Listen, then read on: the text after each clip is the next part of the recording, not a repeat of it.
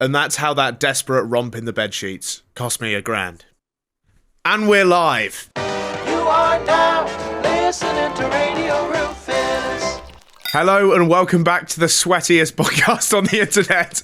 This is Radio Rufus. Every week, me and my tenacious producer, Aidan, bring you the hottest sports, games, news, music from around the world of entertainment, though some of the scoops might be a little more dormant than you'd imagine, because as always, we are praying in the hallowed, venerated cathedral of content that is this beautiful 1960s radio studio. And so, given that introduction, let's bow our heads, put our hands together, and say a Hail Mary for the headlines. A flat that was absolutely ruined by a tenant has been given listed status. A Brazilian woman has been arrested after attempting to use a corpse to take out a loan. Pedophiles could be stripped of parental rights under a new law. And NFL quarterback Aaron Rodgers says AIDS was created by the US government. All that and more to come. Let's get into our first story.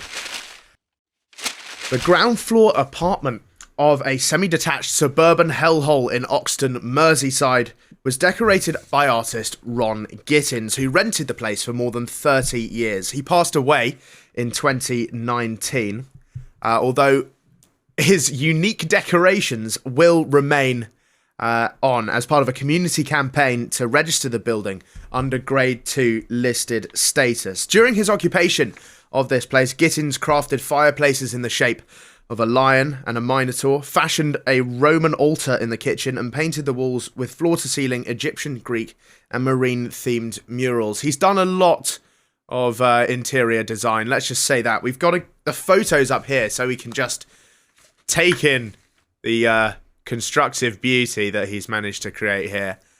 The fuckers just drew all over the walls. You'd shout at a child for that. Yeah, exactly. I have to say, first thing I'm thinking, if I'm the landlord, I'm straight in there with a chainsaw. 100%. He's not getting his deposit back. I'm cutting. No, you are not getting that deposit back, my friend. I'm straight in there. I'm absolutely fuming. I got a deduction from my student deposit for breaking a light bulb. Jesus Christ. Let alone this. And can I also say, this is absolutely fucking gopping. It's so ugly. This is a classic example of a mother putting one too many shit drawings on the fridge and just put ideas in his head that he's some sort of artist. He's been bigged up. Look, if you scroll back to that one up there, you know what I call that? The Shitstein Chapel. It's rubbish. What the fuck is that as well? What was it originally? Is it a fireplace? It might have been. Yeah. You wouldn't pass like fucking plastering or bricklaying at tech with this. Yeah. It looks like the front of a cathedral constructed by a Homo erectus. It's so ugly. This one at the top is, I think, really takes the cake. Yeah. It's so big as well. It just protrudes so far into the room. It just looks like such a horror show. It looks like the set design on a Guillermo del Toro film. You ever see his stuff? It looks like the wall mural in a Sinaloa cartel base. It's got a very Mexican vibe to it, this one. I used to be afraid of like going to my grandparents' house because they had a noisy clock. Can you imagine? Can you imagine trying to sleep over with this shit? Yeah. You would be terrified. Exactly. I think that's a fireplace as well. So if you light that a fire, it's literally like a fire-breathing sort of flaming ball. I wouldn't like that now, never mind as a child. Also, he's really, really focused the efforts on one particular part because the rest of it looks shit. He hasn't even bothered painting the walls. This is what really sort of fucking... It just scared me. Can you see the dismembered body parts? Yeah. He's got a set of legs, another set... Just paper mache, dismembered torsos and legs. Where do you even obtain those items? Also, there is a torso without legs. There's a legs without torso. Glue them together. He's chopped it in half. Yeah. He's a freak. Also, if I'm a landlord and I'm coming round for an inspection, even if there's a can of paint on the floor... I'm starting to ask questions here. Yeah. I'm not totally 100% comfortable with this. Has no one checked up on him in 30 years of renting this flat? Did nobody have any questions? Yeah, surely you get the odd like routine inspection, or even they do fire alarm tests. Didn't Someone's the electrician come round at some point and be like, what the fuck have you done with this place? You've turned it into a demonic underworld. Also, the outside of the house compared to the inside is crazy. Yeah, that is the normal. most boring gaff I've ever seen. Seeing like things like this so publicized really sort of highlights like how close the line is between being an artistic genius and just having autism. Yeah. Do you know what I mean? Like there's certain things that I don't even know if it's autism, you know. I think this guy might be schizophrenic. yeah, that's probably a better. I think the sharks on the walls of the bathroom might be speaking to him whilst he's having a shit. I'm not really sure what they'd be saying. Do you reckon he's just sitting drinking his tea and having like conversations with the torsos and the legs? I think you've got to be a disturbed individual to...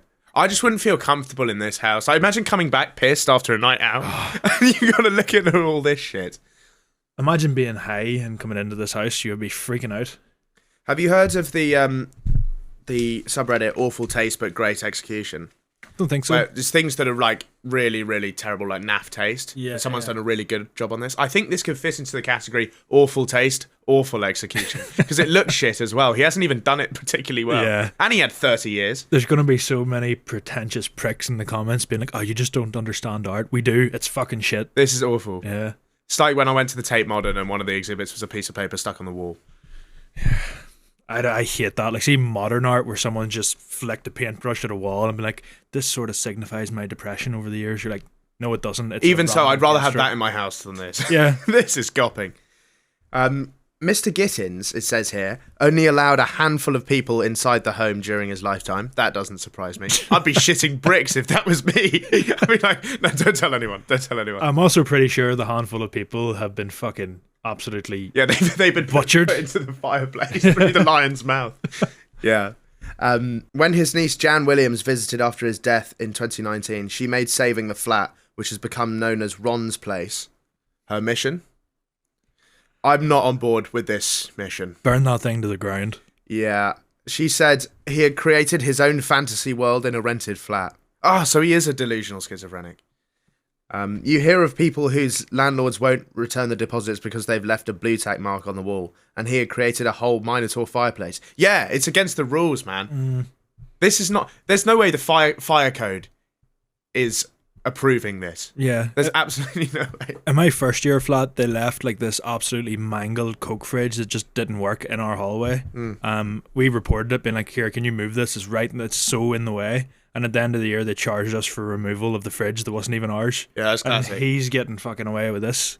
Well, I mean, he did die, so, like... Yeah, but It's hard to find 30 a dead man. years without getting a fine or someone knocking on the door or someone bringing it up to him, he's escaped pretty well. He must have the chillest landlord in the world. We got, like, you know, you get charged for tiny scratches on the wall, having a chair in the garden that wasn't there before. Yeah. You know, it's ridiculous. I heard a story about a guy who, he had, like, while he was renting a house, he had sort of done a bit of gardening and stuff. And when the landlord said he was raising the rent, he went around and took out all the plants out of the garden. So it was just a barren wasteland. That's a good move. I'd do the same myself. I respect that a lot, man. It just gets what. Also, the theme. I hate all the theme as well because it's just like rogue bits of history that don't make any sense put together. Yeah. It's all completely ugly. That one looks like the one up there looks like if Tutankhamun's tomb was built at a Hertfordshire uni student halls. It's just so crap. Like those paintings don't look good on a plasterboard. Nah. It doesn't have the gravitas and the magnificence. That's not a word. Magnificent? Magnificence is the word I was looking for. Of the proper thing. You can't capture that. It's just ugly. Yeah. Miss Williams originally said she and fellow volunteers applied to have the property listed to, quote, ward off evil, end quote, and put off property developers. The evil escaped whenever your uncle died. Yeah, man, if you want to ward off the evil, send a wrecking ball through the front window. This is where it is. Yeah. What do you mean ward off evil? Send a priest. This is and like a demonic lair. send a priest in a fucking liter bottle of holy water and then bring the wrecking ball through. A donation last year meant the group that they formed was able to buy the home at auction. and hope to use it to inspire other artists. So people have donated hard-earned money to not knocking this house down. I'd happily pay to see it burn. If there's a GoFundMe that was like, this thing's getting demolished, I'd throw a tenner into it. Like, yeah, I'm on the side of the property developers on this one. I think this thing has to go. It's hideous. It's such terrible taste. It's so bad. And it's a waste of money. So we're going to start a new campaign on this program. We're going to start a GoFundMe where we're going to parade around. We want to knock this home down. We'll stick ourselves to roads and stuff. we need a few petitions. Yeah, we're going to start a few petitions. And of course, we're also going to be skimming money off the top. Absolutely. So about 10% of your donation will go to actually knocking this house down. And then we'll take the rest. You see, whenever you were getting the show like sort of created and it was in the developmental stages, Yeah. imagine they sent you a render of the set and it looked like something from this fucker's home. You would just run in the opposite direction, wouldn't you have? Turn around. I go straight to whatever competitors there are. I don't know them. Clearly, I did a lot of research. Right, our next story then. A Brazilian woman has been arrested after attempting to use a corpse to take out a loan. Erica de Souza Vieira from Rio de Janeiro has been taken into police custody after whacking a dead bloke into a wheelchair and attempting to get him to sign off on some bank documents. At a branch in Bangu, which is in Rio, she aroused suspicion from staff as they observed and filmed her using her hand to keep the deceased pensioner's head upright, whilst telling him, "Uncle, are you listening? You have to sign it. I can't sign it for you." When paramedics arrived at the scene, they confirmed that 68-year-old Paulo Braga had passed away a few hours before. They established that the woman was his own niece and carer. Footage published by the Brazilian press showed the woman telling her uncle to grip hold of his pen hard as she placed it between his fingers and encouraging him to sign a piece of paper on a desk in front of him alongside his ID. The bank worker witnessing this scene replied, "I don't think this is legal." He doesn't look very well. He's very pale, prompting Erica to respond, "He's like that." Before she told the dead OAP, "If you're not well, I can take you to the hospital. Do you want to go back to the hospital again?" To which I'm assuming he didn't answer.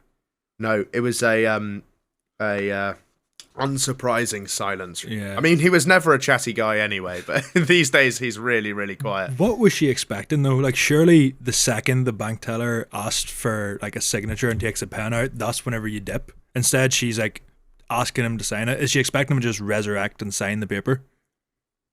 Yeah, it's one of those, like, I understand why people commit some crimes, because you can get away with some crimes. This isn't one of them. But in what logical progression can you actually pull this off? Yeah. How is this gonna, like, I don't understand the thought process there. I can understand her not maybe thinking that they're going to request a signature, but whenever they did and she still continued to play along, like, she's just shot herself in the foot.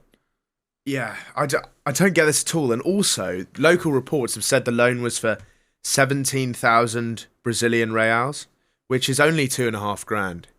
I think you got to shoot higher than that if you're committing crimes of this nature. If I'm going through the hassle of wheeling my dead uncle into a NatWest, I'm at least aiming for 4 zeros. Oh, I'm shooting for the moon here. I want at least $500,000.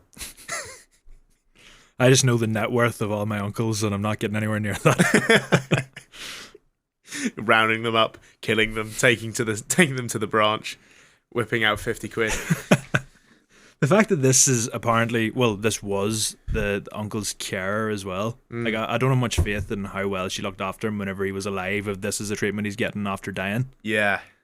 It's the speed of the turnaround, which I like, because he'd only been dead 3 hours. Yeah. So she didn't, like, maybe this was a spur of the moment thing. She just got caught up. It was a rash decision. She sort of, in an emotional panic, thought, "Oh, I could get a bit of..." Maybe she was thinking there's no one to actually pay me for my work now, so she's just going to try and like cash out her wages. She's just had her employment terminated very suddenly. So, yeah. Also, you can take out a loan online these days. You don't have to go to the branch. Surely that would have been the number one move, like your first choice before wheeling a dead person in. I feel like it's a lot easier to convince someone you're still alive when they can't see your corpse. And if it's like a face recognition thing, it's a lot easier staged than a fucking signature with Do a you think dead Face hand. ID works on dead people? You might have to pry the eyes open. I've always thought about this. What if I, like, get mugged in London? One thing I can't do is I can't, like, if I get mugged, I can't give someone my phone because my whole career is on it. Yeah. So I'll just break it if I was getting mugged. Yeah. You just throw it into the river or something. Yeah, I'll just stomp on it. But what if, like, it got snatched out of your hand and then, like, you got, like, sort of manhandled by a group of blokes and they tried to open it with Face ID? Can you actually stop them? I don't... Unless you just pull the most, like, stupid faces to try and counter it. For how long can I continue to do that? Or, I suppose if you keep doing it, they might get angrier and angrier and just beat you to a point where you're not recognizable anyway. So you just have to try and hold them off. Do you think it's possible to avoid opening your phone? Like, if you're doing it on purpose? Like, because obviously you can close your eyes, and then they go like that. But I feel like that would get recognized. Yeah, the hands. And as soon as those go, like, I'm back. So, is that possible? Yeah, I think you're just losing the phone, and they're also getting access to your login. Maybe. In that situation. Yeah. So just fuck it into the Thames. Yeah. Let's go straight into the Thames.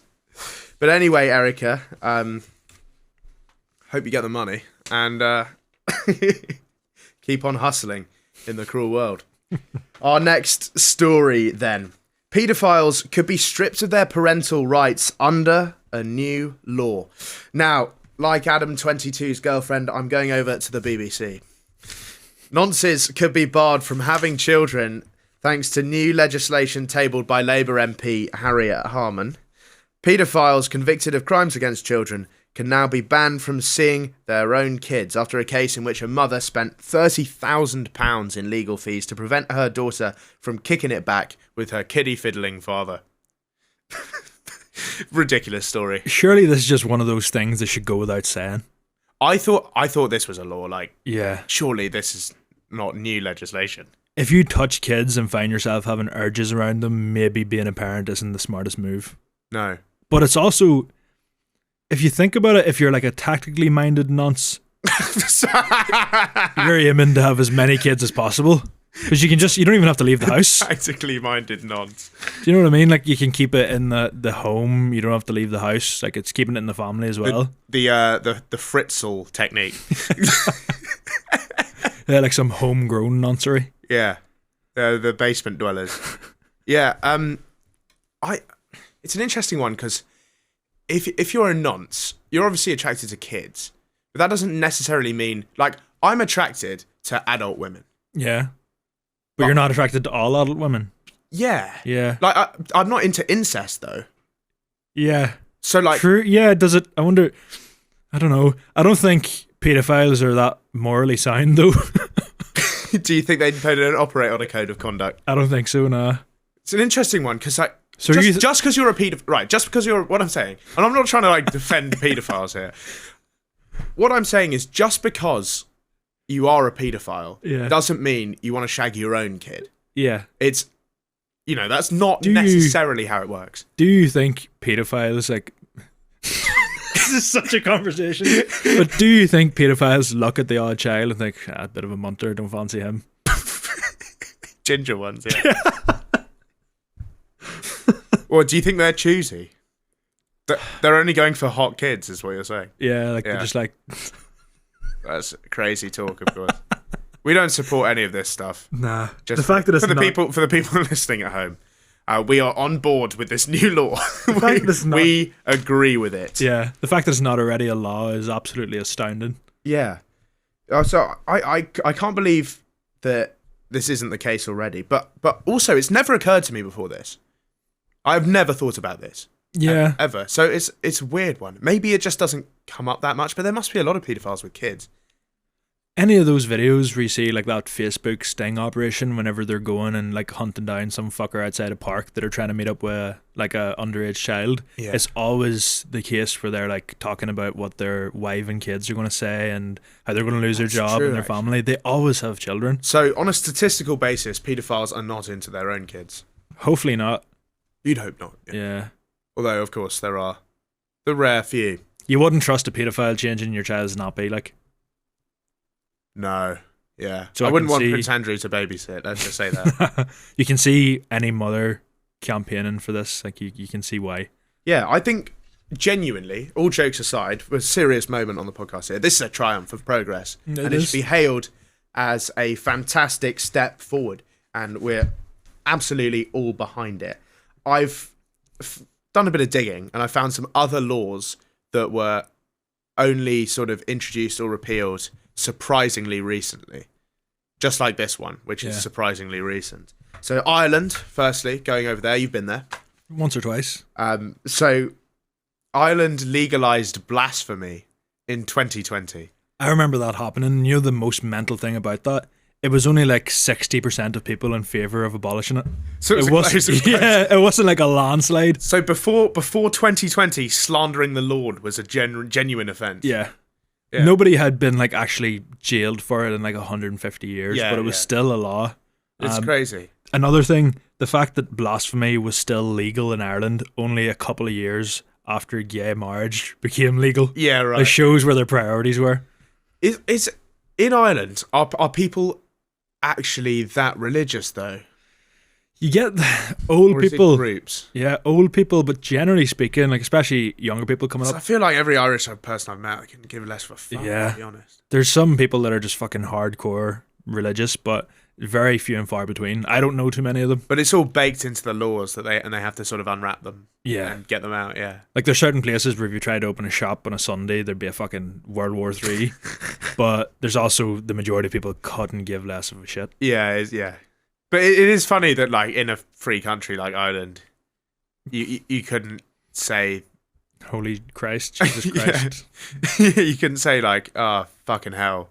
Yeah. Yeah. That was illegal until 2020. Another crazy law then. Japan legalizing dancing in clubs after midnight in 2015. Even if That is so Japanese, I'm sorry. Yeah. Yeah. I know that they've got a serious work ethic, those guys. So, you can't be clocking in 5 minutes late. You can't pogo in here after midnight, mate. Got to keep it. Last call at 11:55. Do you think even if the DJ is in the middle of an absolute tune, it's still like lights out at 12 on the dot? They're serious people, the Japanese. They take rules very seriously. They do follow them. I mean, that's where the whole mask wearing business came from. Yeah. I was cutting about Japan before COVID happened. They all had them on anyway. Yeah, I went to uni in Belfast, and there's a lot of like Japanese students, Chinese students, and all of them were wearing masks like years before it, just around the campus. I think, and don't quote me on this, but Asians, you can write in to let me know. I think it's because they think Western people are dirty, but They're probably not wrong. to be fair, Belfast, it's a shit. Some of the people I went to uni with, you'd catch something off just looking at them.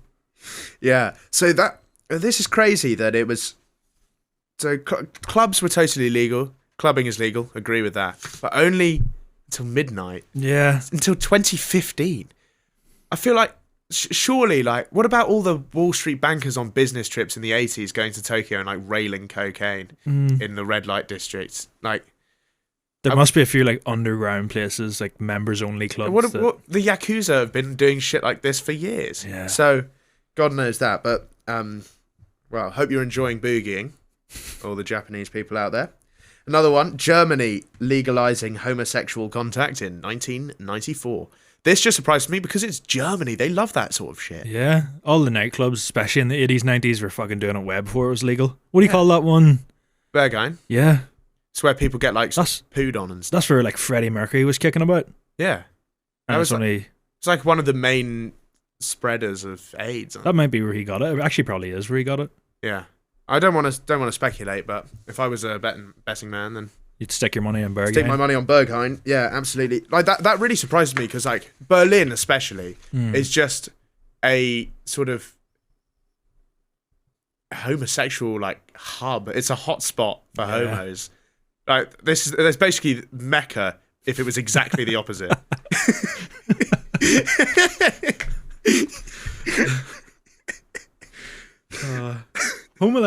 Homolising, yeah. Legalizing homosexuality in the 90s is pretty progressive, though, as things stand. Like, when was it legalized in? I remember the UK? when gay marriage was legalized in the UK, which was sort of 2013. Yeah. Which seems crazy now, obviously. It was only 2015 in Ireland. Yeah. But I don't know when being gay was legalized. Yeah. In Singapore, I remember when they made the announcement, and it was hailed as like a huge step forward. Because for Singapore, legalizing gay sex is a big step forward. Yeah. Because it's such a sort of conservative place. And it was like 2 years ago. Yeah. You know what it's a hilarious type of person, but you ever meet like a really, really progressive backwards person? What do you mean? So there's like old people where I'm from that 9 times out of 10 what they're talking about, their opinions and their beliefs are just completely outdated. But there's this fella, I'm not going to name him obviously, but he was asked about like gay rights and stuff, and he's just like, oh, it's their hole, they can do what they want with it. But any other topic, he'd be like, no, don't believe in it. Oh, so like right. really, really forward on one issue. Yeah. Yeah, right. Right, on to our next story then. Aaron Rodgers says AIDS was created by the US government in the 80s. Now, for our weekly dosage, I'm thinking of starting a new segment, actually, called American Unintelligence. Maybe the Central Unintelligence Agency or something like that. Because we have stupid things from America every fucking week. So often on this program, because it's just it's a generator of moronic behaviour. They don't really seem to take part in education. Yeah. So we're heading to New York now. As NFL quarterback, so athlete, if you don't know what that is, he is a sportsman.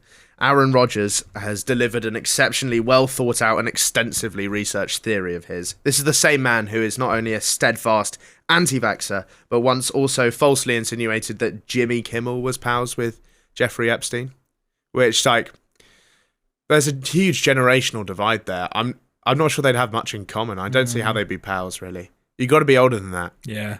You need to be around his age. Yeah. You need to be like, maybe, I don't know, sort of, Epstein was quite intelligent, you know, he was a master manipulator. So you've got to be intelligent, maybe obviously a bit older, maybe quite well connected, in a wheelchair, live in Cambridge.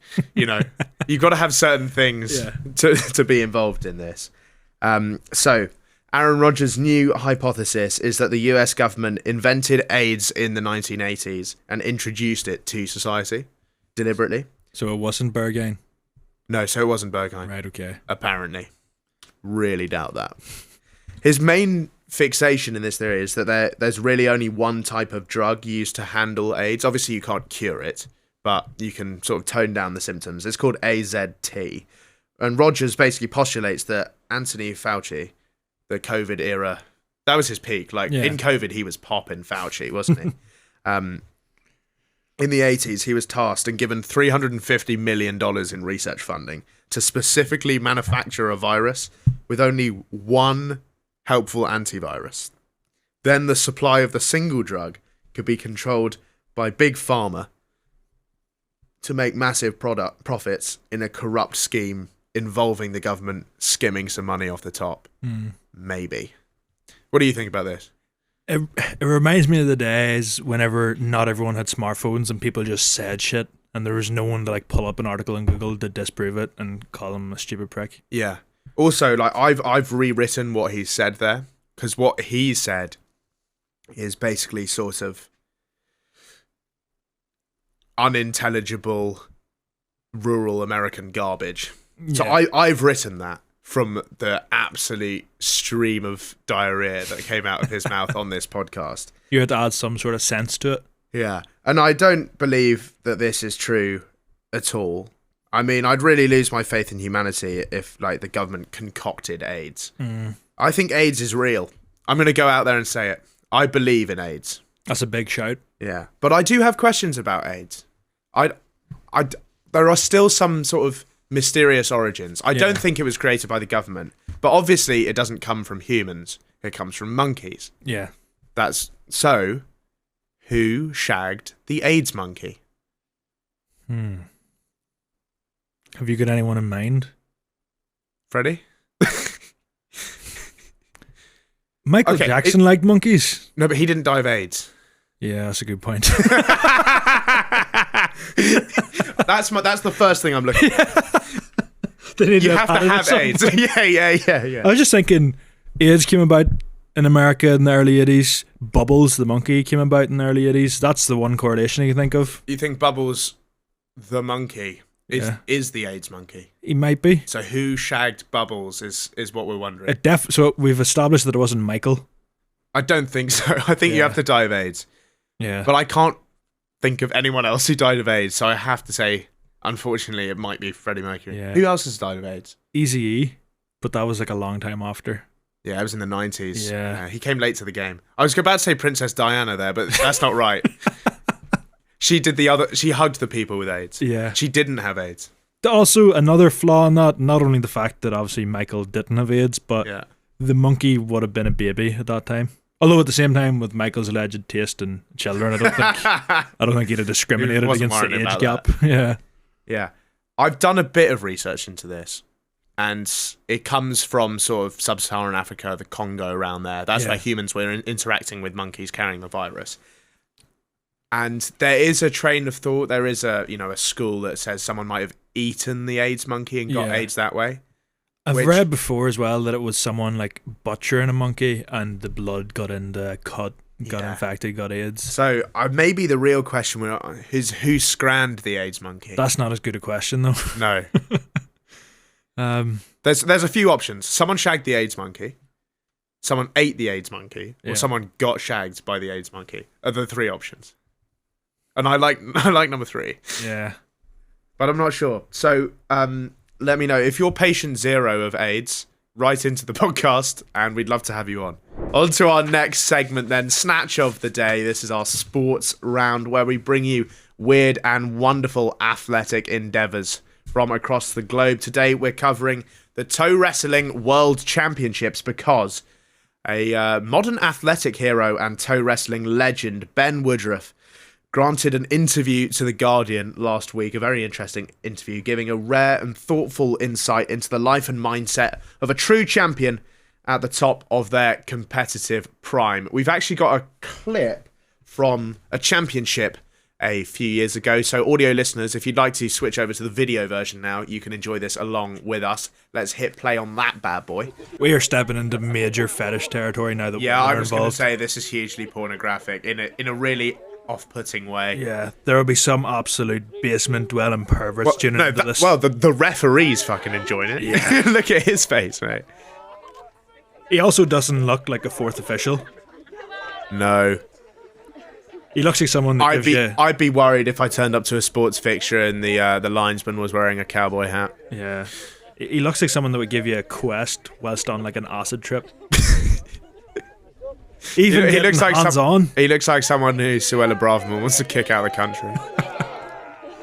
I swear every editor at the Fella has applied for this job at some stage. Okay, so we've just seen a round there. I've got a lot of questions. Firstly, major question: what the fuck's going on? Who won? What are the rules? How are you supposed to win? I don't think I'm in a hurry to tune in to the next round.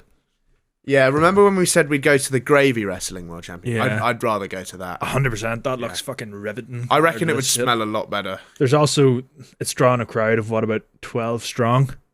Yeah, and they're all competitors, you can tell. Yeah. You know who's my champion in this frame? SEDC t-shirt. Yeah, absolutely. Look at that stance. That's the stance of a He winner is right standing with 100% confidence. These women have no chance. Yeah. They don't know what they're about to be up. Oh, is it like mixed? I don't know, actually. That'd be interesting to see. I'd like to see mixed doubles. I think that's the perfect format for this event. You have to join toes as well, like with your teammate. in some capacity. Is it my left foot attaches to the person on the other side and my right foot is connected to my teammate? I think so. I don't know whether they do that or not, but we could potentially offer them that. Well, do you think we should come in and be the promoters and like sort of create a new format, like the Premier League, sort of superseding the Football League, completely revolutionise the wrestling business, sport and like amassing huge quantities of TV revenue for this fairly niche sport? So the sport was founded in the notoriously unfit county of Derbyshire in 1974. right? So the locals genuinely were upset with the county's lack of sporting success, which has since continued, and sought to invent a game that they could dominate. They're like, we need a game for Derbyshire. This is going to be our game. All the champions are going to be from here. They landed on toe wrestling as their game and founded a genuine competition. By 1975, it had been won by a Canadian man. Plan went well then. Yeah. So that was good. 2 years later. There's like arm wrestling with your feet, and the battle takes place. I think if you can go back, we can actually take a gander at this. Oh yeah, look at that. Firstly, that no need to touch the foot like that. That frame is disturbing. Yeah. So this sort of structure with a plank and then two things at the side is called a todium. Yep. So you lock your toes in the middle. Yeah. And then it's best of 3 until someone's foot or toe touches the wall. So the guy who gave the interview, he's the host of the championships. Right. Alongside Alongside his friend and 17-time winner Alan Nash. Is this an annual thing? It's an annual thing. 17 years. 17 years. So this guy, Ben Woodruff, has competed each year since he was 14. First in the junior championships, not enjoying the fact that there's a junior championships in this competition. Also, you need to really vet the referees in that one. Yeah.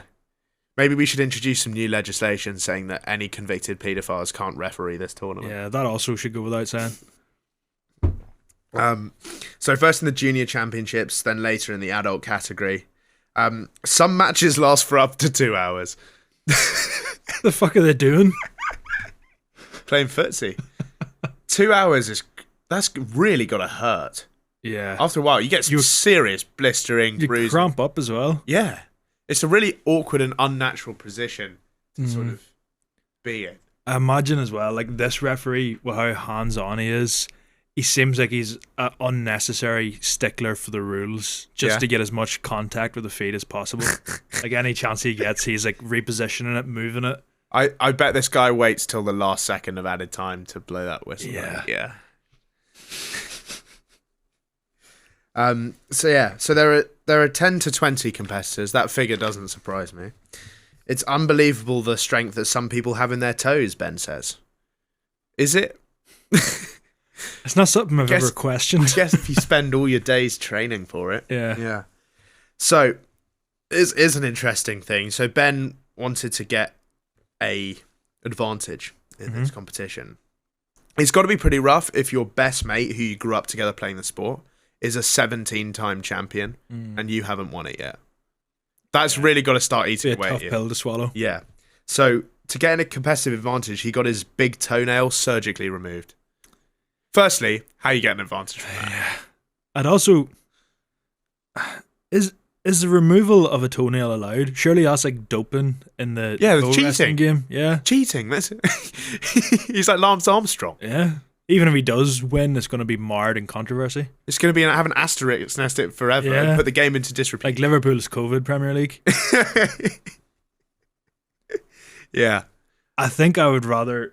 He's a fraud. This is 2 full bottles, more or less, left over from Sodium Carousel. I would rather drink both of these than bring toe wrestling on to Gimme Schumer. Every grain of salt. I was going to suggest it. Maybe we could do it one of these weeks. I'm okay. I'll pass on that. I think you know that inevitably it's going to come around. I think you know that one of these days we're going to play some toe wrestling. Yeah. You know it's coming. Leave a comment if you want to see us play a toe wrestling. Maybe 20k. And we'll do We're like 7,000 away. Yeah. 20,000 subscribers and we'll think about it. yeah. It's maybe 30,000 and then we'll think about it some more. And then eventually we might do it. But yeah, absolutely disgusting. That fucking Matt prick will be rubbing his hands at the thought of refereeing it too. Editor Matt, yeah. He'd love to. He's been eyeing up my dogs for weeks. Yeah. No wonder I got this is headhunted for this job. This is his freelance work, this editing.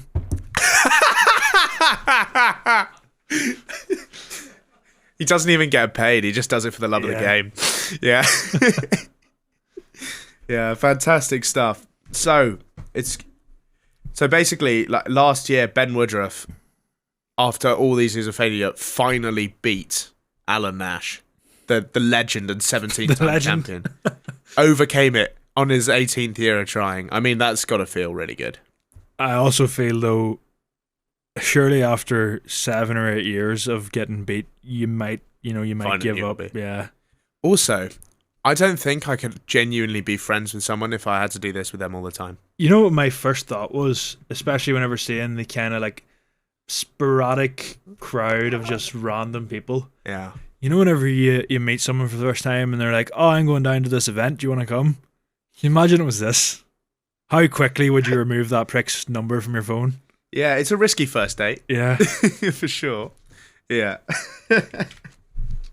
Anyway, I hope everyone at the Toe Wrestling Championships is doing well. Your sport is thriving, and there's nothing weird about it at all. Next up, on to Drizzle Kicks. I think we know what's coming up this week. It's been a big weather story in the news. Bad news for all my Emiratis out there, as Dubai has been drowned in twice its yearly average of rain in just 2 days. 10 inches of rain terrorised locals and expat chavs alike, washing away Rolls Royces, sun loungers, and many litres of fake tan. They're calling it the Orange Flood. It's the worst storm in the city since 1949.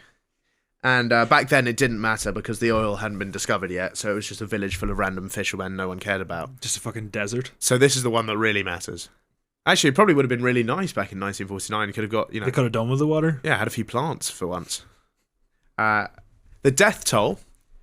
Would you like to have a guess? Do you know what the death toll is? Actually, don't. One. One. One unlucky chap. You're hoping for bigger numbers than that, like. Well, you're hoping not to be the one guy. Yeah. Like, you'd want a friend. You look like a bit of a bitch. Yeah, exactly. Everyone else was fine. Everyone else just got like an umbrella. Yeah. And a pair of swimming shorts were grand. This One fucker's guy dead. literally he was in a car and he got washed away. That's a bad way to go. And he's drowned. He's done. But good news for everybody in Dubai though.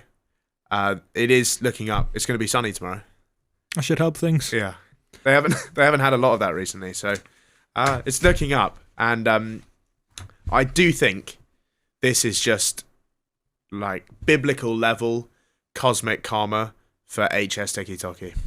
Yeah, he brought this on them. I'm really enjoying this because he's genuinely a bad person, a really bad person, and a terrible influence on the scene as we know it.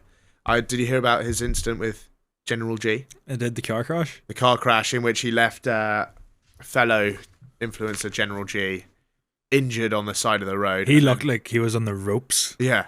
And then fucked off to Dubai, basically. Harrison Sullivan, this is what you get.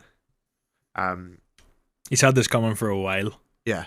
Also, I think it's not just him as well. I genuinely really hate Dubai as a place. It's always struck me as like one of the most dystopian looking places. Yeah, it's creepy. The fact that 30 years ago there was a couple hundred people maybe, or a couple of thousand people, whatever it was, nothing to the extent of like how big and how sort of advanced it's become recently. Also, it's just it's not a real place. If you know what I mean, like you go there and it's a manufactured city. It's like going to Disneyland a bit, whereas it's not really real. Yeah, it looks like a set or something almost. Yeah, it looks like a advanced city from Star Wars on a desert planet. It's a bit strange, and it's full of absolute chavs. The amount of finance sports cars going for a dip in that flood is fucking beautiful. I'm thrilled to see those washed away, honestly. Yeah. I hope every single pair of Prada flip-flops and Gucci sunglasses is never seen again. I honestly, I really don't like Dubai as a location. I think it's for unintelligent people to go on holiday. Who are like, oh, I'm just going to burn myself like a rotisserie chicken for a week. I don't give a fuck about the local culture. I'm going to drink myself to death, even though that's really haram. I'm going to eat a few kebabs and then I'm going to go home. That's literally why people go to Dubai. And I absolutely despise it as a place. No one should ever go there on holiday. But then I do think my taste in holiday is a bit weird. I think we're going to get onto that with our next segment, which of course leads nicely on for this. In light of what's happened in Dubai, onto questionable then, I asked our audience, what's the worst holiday you've ever been on? What happened? What were the experiences? Before we get into this, do you have a really memorable story in mind? Worst holiday experience? Yeah, just something shit that happened to you. I went to Kavos a couple of years ago, and it's not really something shit that happened to me, but it was more so like a friend of mine. See, like throughout my life, like at any stage, if I was ever on like a club night or if I was ever on a night out, I was never thinking like women. Like I was always just there for the crack. I was there for like. You the strike drinks. me as a guy who just gets so belligerently drunk that the idea of pulling was like not even possible. That was me, but my friends, especially some of the ones that maybe didn't do as well, women were like chatting some up, and I came out and was sort of just there beside them having a bit of crack, and I left at one point to go to the toilet, and I thought, you know what, he's looking to be in like a really, really good position here, like it's looking promising for him. Nice. And I came back, and the same women that were chatting to him were texting two deaf lads through their notes on the phones. He had been out chatted by deaf lads, and I was just thinking that's so bound to clever. hurt your confidence. Yeah, that's really. Whenever the chat's that bad that they're opting to have a conversation through notes, it's like, remember you used to text your friends on the fucking DS? Yeah. That's what it reminded me of. Right. So that I felt pretty fucking bad for him then. I once had some dodgy chicken in a food court in Singapore, and the amount of poos I did was so monumental, I started keeping a tally, and I ended up with 15 in one day. That is fucking amazing. And after that, I was still on the toilet, but I stopped counting because it was just water. Liquid. Yeah. Not even poo, though. Not even like poo liquid. It wasn't even brown anymore. It was just transparent. It was just whatever I had left in my system. Just like bile, mucus, all that sort of stuff. Oh. It was really horrible. So don't eat pink chicken in Anywhere. in the Siglap area of Singapore if you're out there. Okay, let's get into some submissions then. As usual, my audience, hard to tell whether any of this is serious or manufactured because they do like to tell jokes. Well, we can speculate on how honest some of these are. My grandma was shot dead by the Sinaloa cartel outside a resort in Cancun. Was she? I have to say, the account this came from, not particularly Mexican. Doesn't look it. No. I went to New York as a child, then the next day was 9/11. That's more believable, but I mean, that definitely has happened to someone. Yeah. Whether it's this guy, not sure. Also, lucky. yeah. I mean, Really lucky. I doubt people. this fucking British person's holiday would have took them to the World Trade Center anyway. Yeah. So they probably would have been safe. I don't mean lucky in that you got to see it. I mean lucky that you weren't on another plane. Oh, yeah. I don't... That's a good point. Right. I was on holiday in the Algarve and this girl disappeared from the hotel. Yeah. I went to Iraq and the plane got shot down right as they were serving the peanuts. Live to tell the tale. He's fine, apparently. Not even a scratch. Also, you know when they give the snacks out and stuff? Yeah. That's not enough fucking peanuts. I've never been on a plane journey long enough to warrant free snacks. Really? Yeah. The furthest I've travelled is probably like 3 hours. I flew from Lyon yesterday in France to here. And you got free snacks? Yeah. That's on every flight, isn't it? Not in fucking EasyJet, it's not. I was on EasyJet. They give you free peanuts? Yeah, free peanuts, yeah. The fuck is going on here? Are you serious? This is on every flight. Even like fucking Belfast to London, London to Amsterdam to Milan. I'm not sure about Barcelona. Amsterdam. Like Those all ones are those big. places I've been to. Yeah. Not once. I had to pay like £7 for a fucking Coke one time. I'm against paying for stuff on planes. Even if it's reasonably priced, Yeah. I'm just, it's morally wrong. I'm not into that at all. It's sort of like taking something out the hotel minibar. Yeah. Feels weird. Yeah. It always tastes like shit. Can't believe you've never had free peanuts on a plane. I think that's like a legal standard. And also, can I just say that glass of liquid that you can get, tiny, how is it that small? Again, can't comment. They're not even giving me free water or free drinks in these flights. No, they have to. This has never happened to me. No. What are you talking about? They always give you a free drink. That's what the cart is for. Do you mean like if you ask for water or something, they'll give you it? No, I mean they give it to everybody. No. No, you can't disagree with that because it's just true. Right. It might be true in your experiences. I've been on I'm not a well-traveled man, but I've been in enough to know that in all the flights I've been on, they must have given you some pretzels on the way to no, surely. none. That was like 4 hours or 3 hours. Crazy. That's mental. Next one. I can't believe that you genuinely have not had snack. Are you flying like higher class? No. Matt, you're with me, right? Yeah. Freelance editor of the fucking Toe Wrestling Championship, Matt, also agrees with me. Well, okay, you can write into the show. I now feel like I'm living in the Truman Show and everyone's just been lying to me. You might be, yeah. Hang on. You don't get free shit in airplanes. You do. You definitely do. Write into the show and let me know, do you get free peanuts / pretzels, etc. on an aeroplane? Yes, you do. Everybody does. Not it an happened EasyJet. to me 2 days ago. Not an EasyJet, not in Yes, on Ryanair, EasyJet. not in fucking Aer Yes, it Lingus. does. Okay, right. Let's put that disagreement behind us. That's the biggest argument we've ever had in the history of this show. Went to Istanbul. On the way out, BA lost our bags. So basically had to buy completely new wardrobe, toiletries, electronics, etc. Lost them again on the way back. Awesome. Imagine going through 2 full sets in one holiday. That's just so unlucky. It's really bad. My zip broke on the way back from Leon. Yeah. And so I just went to Carrefour and I bought a roll of gaffer tape and I just gaffer taped the whole suitcase. Wise move. Round and round. Surely that looks dodgy. It looks through like security. a cocaine shipment. Yeah, absolutely. Were you questioned about it at all? No, I wasn't. But I feel like while it was on the ground. Yeah. Thing is though, like none of the tape had been cut through when I got it back. Yeah, so they didn't even think to check.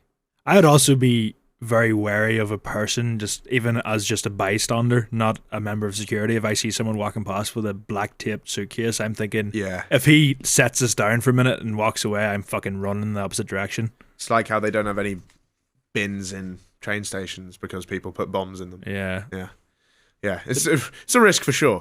But no, I didn't have a bomb in there. I was not trafficking drugs or children, anything. It was just a broken bag. Yeah. And time to buy a new one.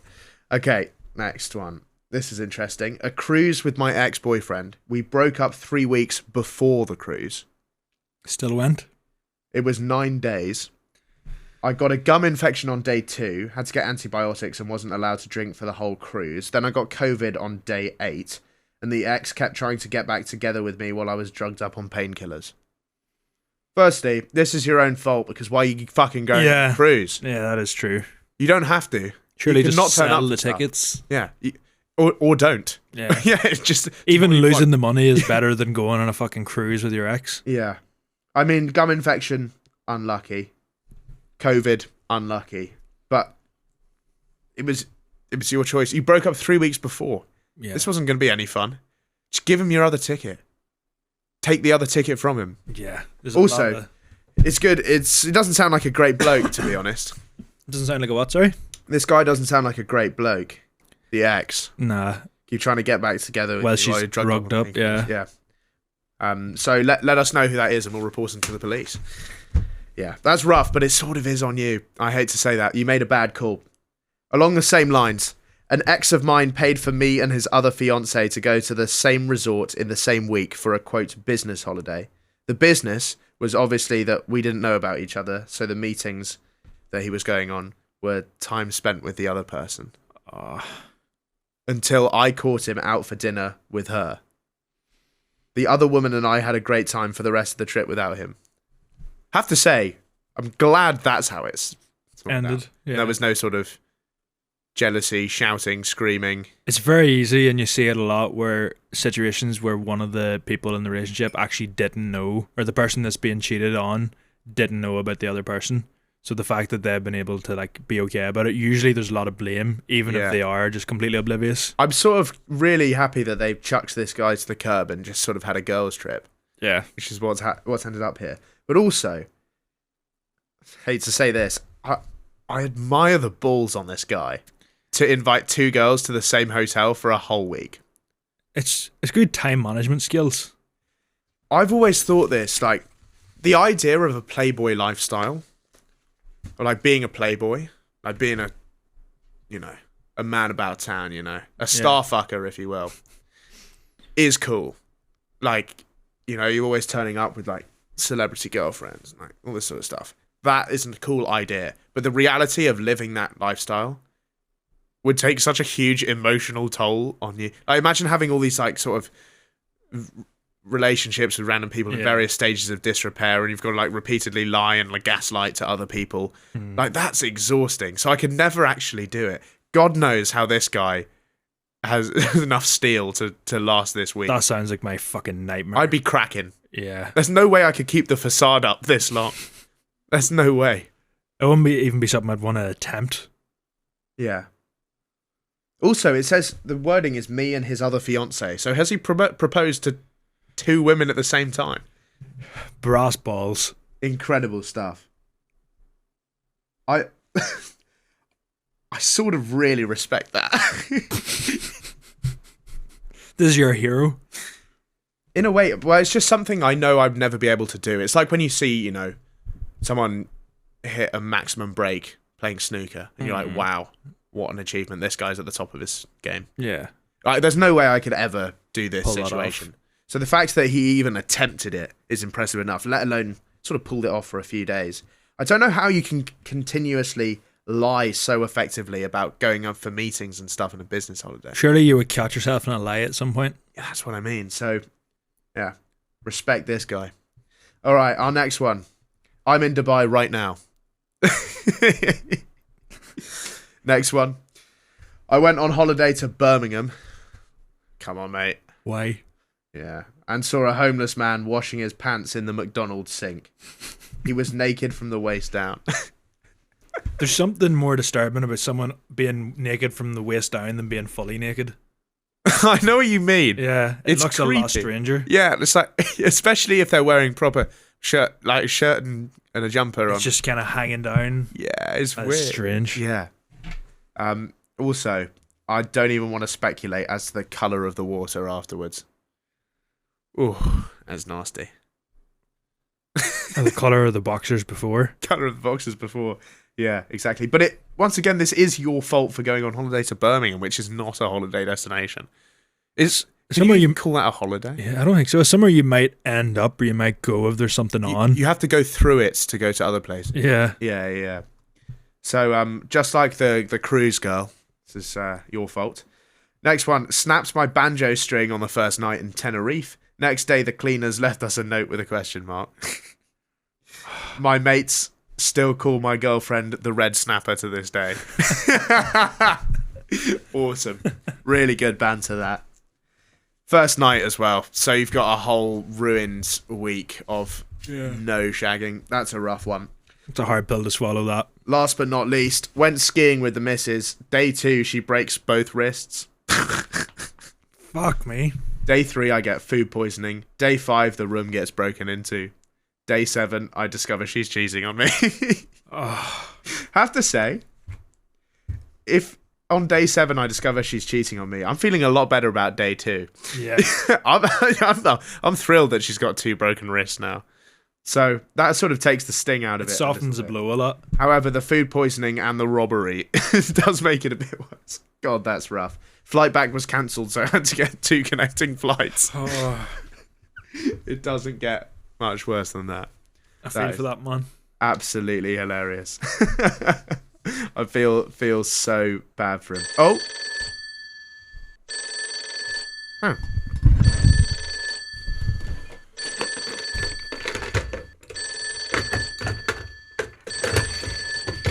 Having a bit of trouble with the phone this week. Right.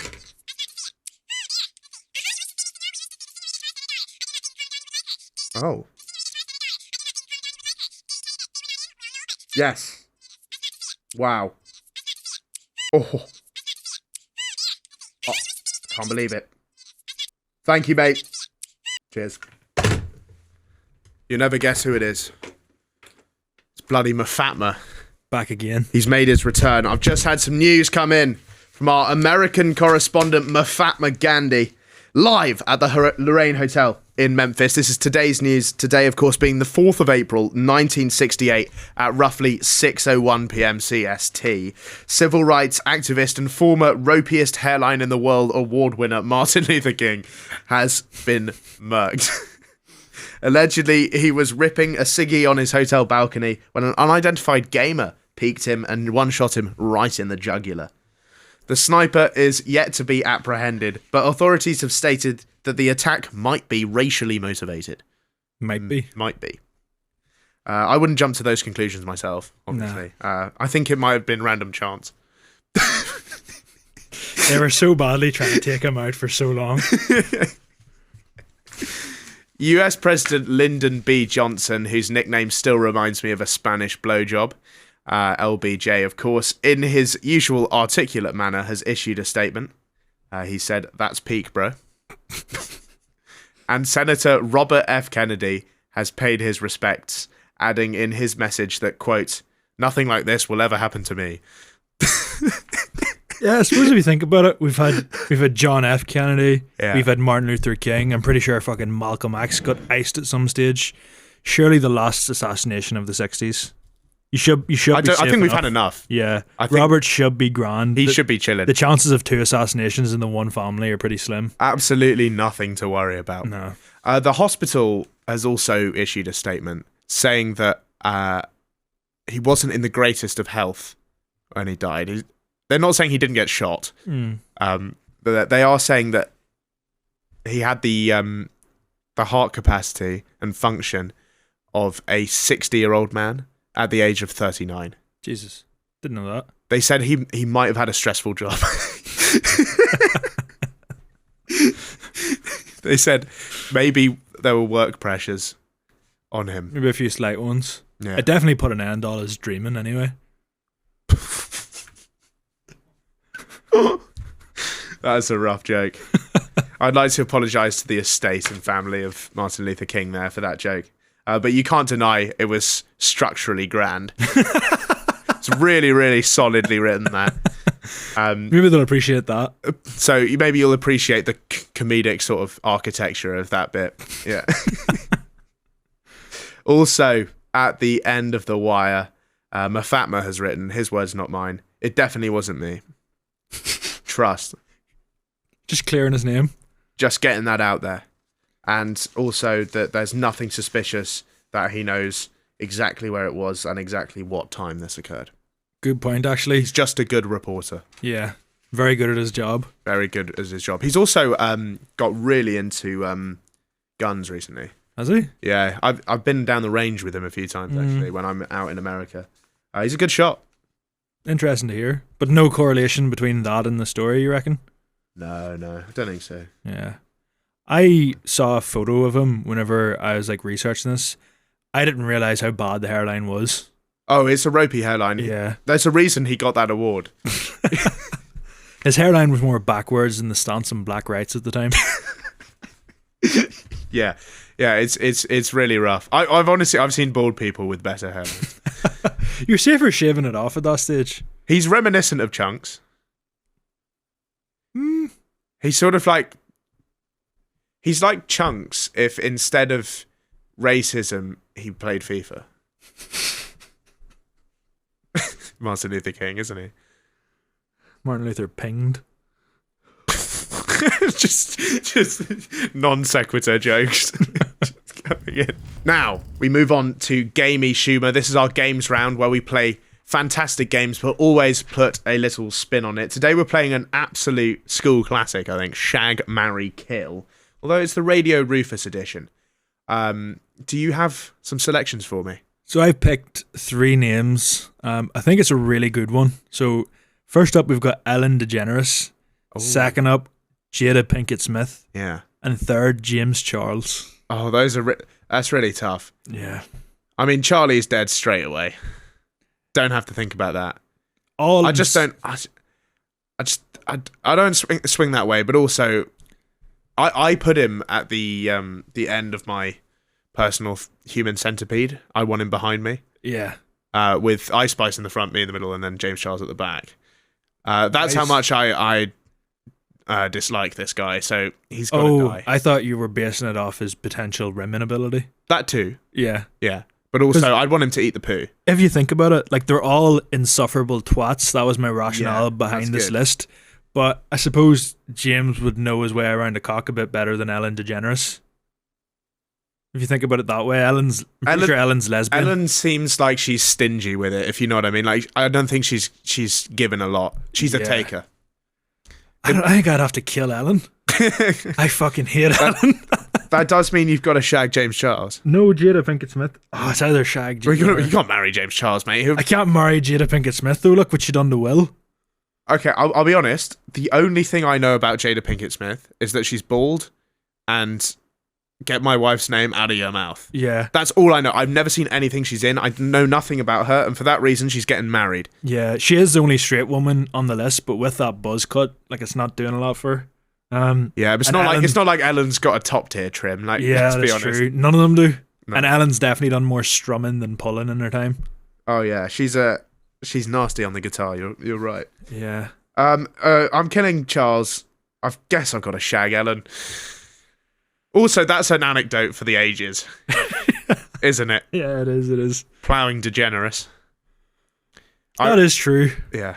I could see myself maybe running like a bed and breakfast or something with her, but I think she'd be too insufferable. I think she'd be quite sort of a high maintenance wife. There's no winning with this list. No, there's no winning. Would you like to hear mine? Go for it. I want you to do it blind, so I'm not going to tell you the next one until you've selected where the first one's going to go. Okay. Let's hear it. Right, Joseph Fritzl. Shag. Shag. Don't need to explain. Okay. Actually, I'm going to go back. I'm going to do a different three. Right, okay. But you still got to... So I'm just out of myself. You just shag Joseph no reason. Fritzl for no reason. I fucking hate when that happens. Okay, here's my three. Margaret Thatcher. Kill. Straight and kill. Yeah. Okay. All day long. Angela Merkel. I have no idea who that is. You know the Chancellor of Germany? Big woman. Mari. Mary. Okay, Shrek is the third. Guess you Some Shrek. fucking Shrek. You fucking Shrek. It's a pretty good outcome, to be I've fair. maybe swapped the last two, but I'm still killing Thatcher. You were straight away for kill. Would you kill Thatcher over James Charles? Yeah. Yeah. Is there anyone who you wouldn't kill over Thatcher? No, Like, don't think so. I know she's not. The Irish aren't a huge fans. Of No, Margaret Thatcher. not big fans of Maggie. Well, there we go. Hopefully you guys got some insight out of that. What a great game. I wish Shag, the Chancellor of Germany, and married Shrek. Yeah, married Shrek. Yeah. Because Shrek, once you break down those barriers, you could have a nice life with him. Yeah. I think. It's quite a language barrier though, because he's Scottish. Basically the same thing. Hard guy to understand. Yeah. Right. Well, thank you for listening and watching Radio Rufus. If you're wondering why I've got my shades on and the party lights have made their debut, we now upload our songs separately on YouTube due to copyright. They're Thursdays at 6. Thursdays at 6. We still do songs every week. They have to be separate now, though, because of issues. Nonetheless, thank you so much for watching. We're going to keep the good stuff coming. And back to you in the studio.